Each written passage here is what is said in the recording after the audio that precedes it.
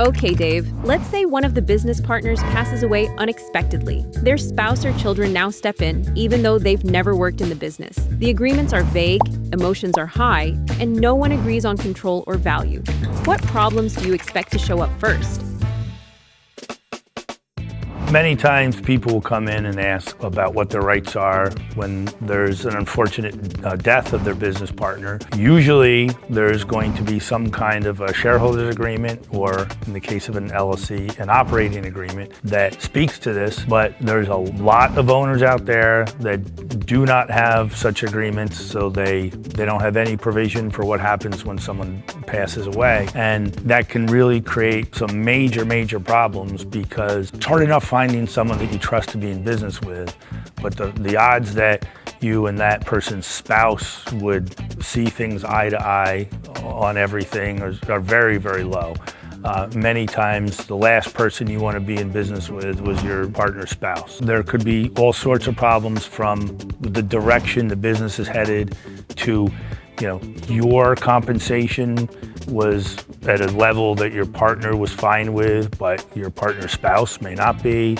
You may have family members on the payroll that your partner was fine with that occurring, but that spouse may not understand why you have family members on the payroll and they do not. Obviously, when you are starting a business, you should have an agreement that deals with all these going into it. But many times, if you have been running a company for 10, 15 years without an agreement, it's not too late. You can still come in and get an operating agreement or a shareholder's agreement created for your company to avoid some of these problems, because even if everything is going fine and there's no disputes or no issues between your partners, that doesn't mean there won't be in the future, and that doesn't mean there won't be with that person's spouse.